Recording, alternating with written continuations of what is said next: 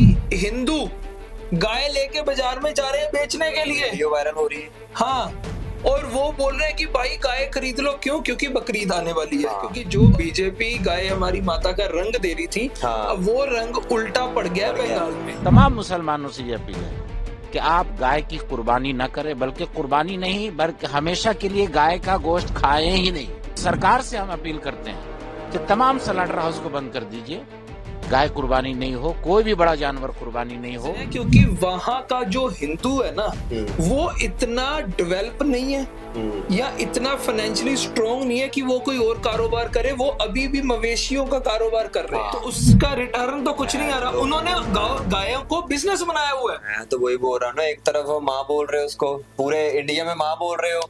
अब ये ना सियासत है सारी। मैं वही बोल रहा हूँ, अब वो सियासत जो है, हाँ। सियासी रंग लोगों हिंदुओं की बिजनेस पे भारी पड़ गया, रोटी पर भारी पड़ गया। वो तो भारी पड़ना ही था, पहले तो नॉर्मल चल रहा था। गाय को नेशनल एनिमल का दर्जा दे दीजिए, क्योंकि गाय अगर मुसलमान नहीं खाएगा तो सबसे ज्यादा नुकसान हमारे हिंदू भाई का होगा, मुसलमान का नहीं होगा। बंगाल में मुसलमानों ने गाय खरीदने से मना कर दिया है। उसके बाद अब जो हिंदू है वो बोल रहा है कि हमारी अगर गाय नहीं खरीदोगे तो हम कहाँ जाएंगे। तो ये विवाद सरकार बनने के बाद जो बंगाल में शुरू हो गया है। प्रिंस, क्या विवाद है सारा?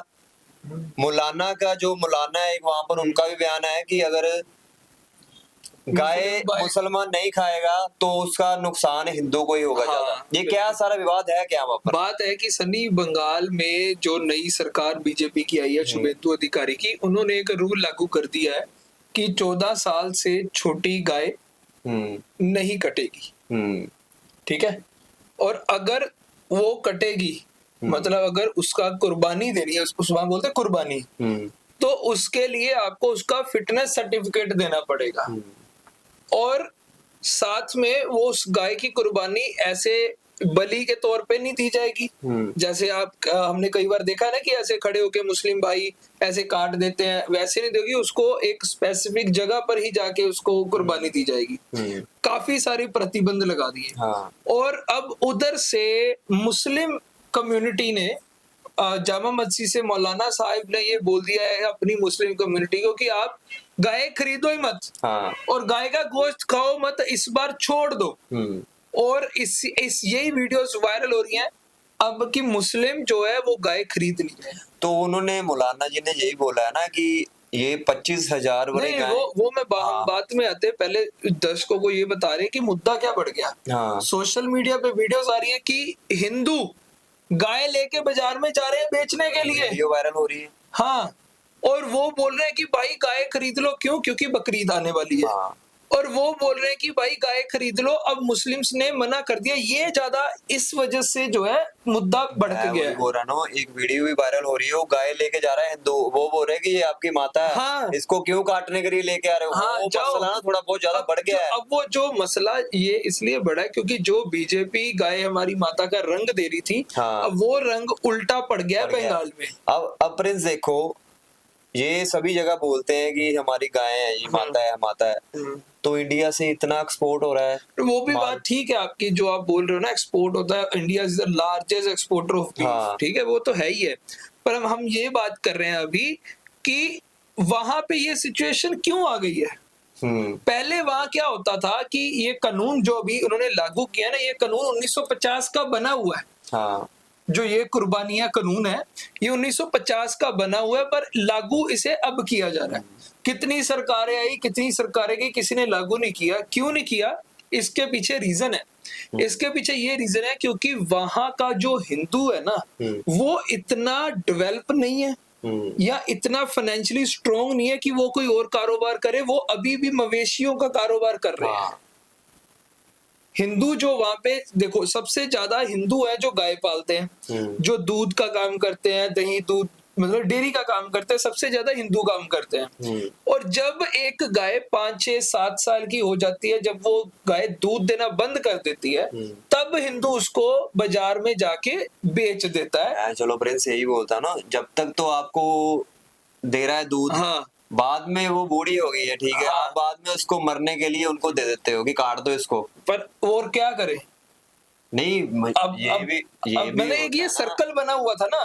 मैं तो यही बोलता हूँ, अगर यहाँ पर कोई गाड़ी पकड़ते हैं, हाँ। ठीक है, उसको अब पूरा सोशल मीडिया पे उठाते हैं, ये हम हिंदू हैं, ये मांस बेच रहे हैं, वो कर रहे आप हैं। बात ये समझो, आप पहले ना टेरिटरी की बात समझो। हम्म हमारे उत्तर भारत की तरफ हम्म यूपी, लखनऊ, यूपी स्टेट ले लो, बिहार ले लो, हरियाणा ले लो, हिमाचल, पंजाब ले लो, यहाँ के हिंदुओं की प्रफुल्लित हैं वो। हम्म मतलब जो यहाँ के उत्तर भारत के जो हिंदू है ना, वो ये काम करते नहीं है, बहुत गिने चुने काम करते हैं, हम्म बहुत कम लोग हैं जो ये काम करते हैं, और उनके और बड़े बिजनेस हैं, कुछ और काम कर रहे हैं। मतलब आप ये समझो कि उत्तर भारत जो है वो बंगाल से कई साल आगे है, और जो बंगाल है वो कई साल पीछे है इन कामों में, कि वहां पे अभी भी हिंदू जो है वो बहुत बड़ी गिनती में गायों का लेन देन आदान प्रदान करते हैं।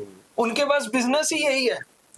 इस वजह से जब वो बूढ़ी हो जाती है गाय, और जब बकरीद का समय आता है, जब बकरीद कुर्बानी देने का समय आता है, तो जो गाय 25,000 की उन्होंने ली थी, जैसे सपोज करो एक गाय 25,000 की ली, और उससे 6-7 साल उन्होंने दूध का व्यापार किया, उनसे उनको प्रॉफिट आ रहा था। जब दूध आना बंद हो गया, जब बीमार होगी या बूढ़ी होगी, तब तो उसकी जेब से पैसे जाने ना, उसको खाना खिलाना रोज का 400-500 का, तो उसका रिटर्न तो कुछ नहीं आ रहा। उन्होंने गायों को बिजनेस बनाया हुआ है। मैं तो वही बोल रहा हूँ ना, एक तरफ वो माँ बोल रहे हो उसको, पूरे इंडिया में माँ बोल रहे हो।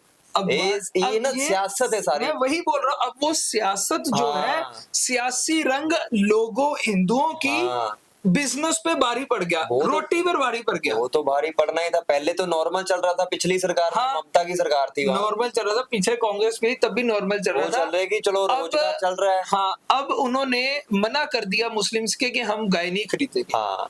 और अब जो हिंदू, जो गरीब हिंदू है, उनके ऊपर लाखों का कर्जा है। हाँ। अब वो कह रहे हैं कि हमारी एक गाय आज की डेट में 1 लाख रुपए की बिक जाती थी, ठीक है, और उस 1 लाख से हम 2 गाय या 3 गाय या 4 गाय लेके फिर अपना बिजनेस शुरू कर लेते थे दूध का।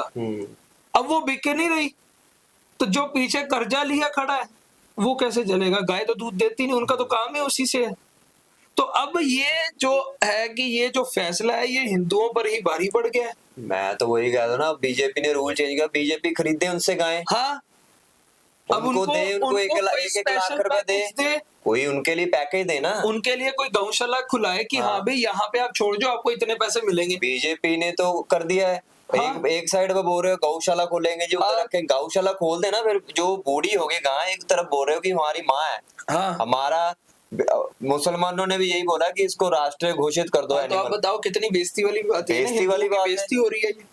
जो ये आज गौ रक्षक बन के लोगों को मार पीट रहे हैं, अब जाओ बंगाल में हिंदुओं की हेल्प करो जाके। अब हरियाणा में क्या होता है, जब ट्रक निकलते हैं वहाँ पकड़ते ना, पकड़ते, बिल्कुल बिल्कुल, तो पकड़ के उनको मारते, उनके टायर के आगे यहाँ फेंक देते। यहाँ यार बंगाल में क्यों नहीं हो रहा ये? हाँ, तो अब क्या उन्होंने, अब मौलाना ने जो बयान दिया, मौलाना ने यही बोला, अगर आपने ये कानून लागू करना था तो पहले सारी सहूलतें तो दे दो। सहूलत आप दे नहीं रहे। अब हमने गाय खरीदना बंद कर दिया, अगर मुस्लिम कोई गाय खरीद रहा है, उसकी कुर्बानी दे रहा है, तो उसके ऊपर FIR दर्ज हो रही है, ठीक है, तो फिर मुस्लिम ने तो बंद करना है, क्यों वो ये सहेगा? अब उसने ये बोला मौलाना ने कि तुम पहले कोई सहूलत तो दे दो, फिर कानून लागू करो। अब हिंदू बेचारे रो रहे हैं कि हमारी गाय नहीं बिक रही और हम पे कर्जा है, हमारा बिजनेस अब शुरू नहीं। मैं तो यही कह रहा हूँ कि जो गाय वहाँ पड़ी है ना, बीमार है, बूढ़ी हो गई, तो बीजेपी को खरीदनी चाहिए। हाँ, अब मुझे उनको मुआवजा दो। हाँ, शुभेंदु अधिकारी को हम यही कहेंगे कि भाई साहब आप CM बने हैं, आके आपने बहुत ही बड़े बड़े फैसले ले लिए हैं। अब जो गरीब, आपने तो, बीजेपी ने तो इसको रंग दे दिया ना सियासत का, गाय को रंग दे दिया सियासत का, और अब उसका रंग जो है वो उनपे भारी पड़ गया। अब उनका मुआवजा दो, उनको कुछ सोचो कि भाई आप गौशाला बनाओ, कोई बुजुर्ग आपकी गऊ है, आप वहां छोड़ दो और आपका मुआवजा मिल जाएगा। अब देखो ना, मुसलमानों ने तो मना कर दिया, उनकी मर्जी है, वो नहीं खरीदेंगे, वो तो बकरा काट देंगे। हाँ, उन्होंने बोला कुर्बानी देनी, उन्होंने तो बकरा काट देना। नुकसान तो हिंदू को होगा ना। बीजेपी को सोचना भी चाहिए था कि अगर उनकी गाय बीमार है तो उनको आप तो खरीदो। कोई सरकारी आप ऐसी प्रोसेस बनाओ कि आप अपनी गाय लेके आओ, उसकी फिटनेस चेक करेंगे, उस फिटनेस के हिसाब से आपको पैसे मिल जाएंगे और आप गौशाला में छोड़ दो। चारा दो उनको, चारा डालने दो, जाए लोग। वो सब कुछ करे। अब ये बीजेपी को बंगाल में सोचना चाहिए कि ये जो इस मुद्दा जो लगातार बढ़ता जा रहा है, ये आगे जाके और काम खराब कर सकता है बीजेपी के लिए। क्योंकि जहां पर आप बाकी उत्तर भारत में तो आप गाय हमारी माता करके बता रहे हो, पर बंगाल की सिचुएशन अलग है। अब उस सिचुएशन के हिसाब से लोगों को आपको हैंडल करना चाहिए। वही बंदे रो रहे हैं जिन्होंने बीजेपी को वोट दिया, हाँ, हिंदू ही रो रहे हैं।